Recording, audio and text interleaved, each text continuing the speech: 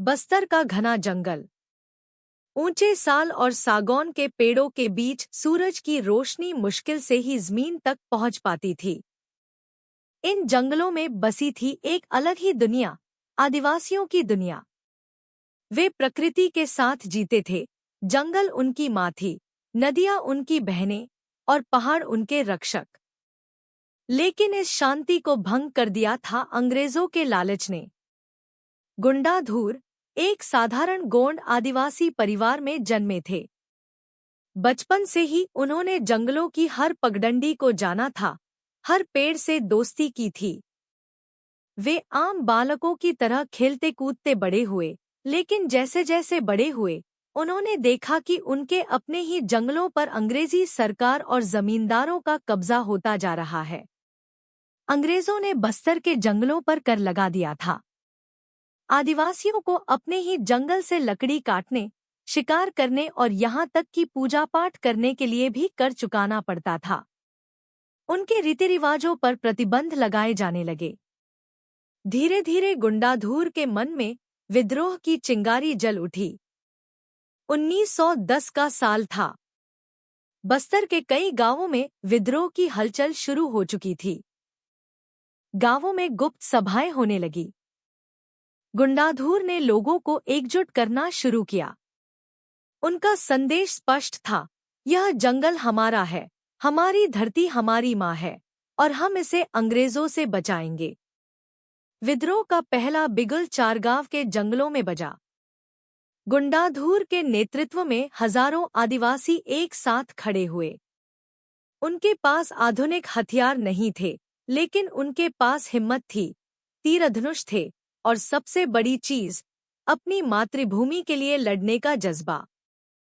गुंडाधुर और उनके साथियों ने कई ब्रिटिश चौकियों पर हमला किया। उन्होंने सरकारी कार्यालयों को जलाया, जमींदारों के घरों को घेर लिया और कर संग्रह करने वालों को जंगलों में खदेड़ दिया। बस्तर की धरती अंग्रेजों के खिलाफ उबल रही थी।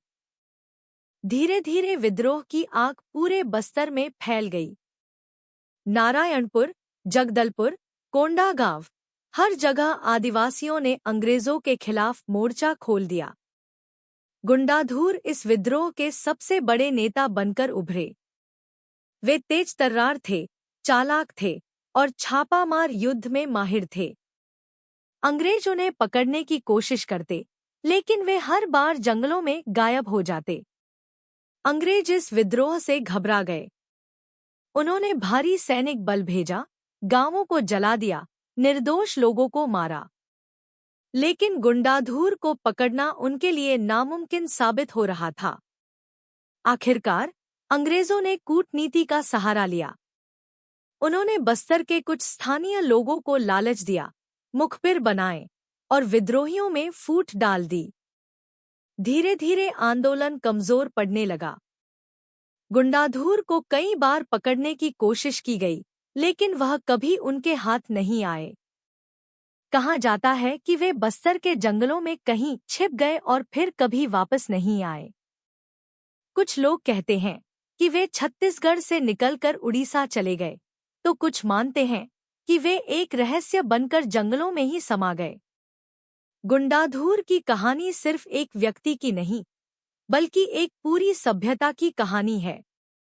वे आज भी बस्तर के जंगलों में जीवित हैं, हर पेड़ की सरसराहट में, हर नदी की धारा में और हर आदिवासी के दिल में।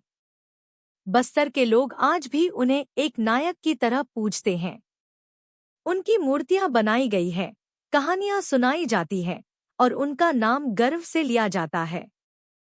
और जब भी कोई बस्तर का जंगल पार करता है, तो ऐसा लगता है जैसे वहां की हवाएं कह रही हों, गुंडाधुर अमर हैं,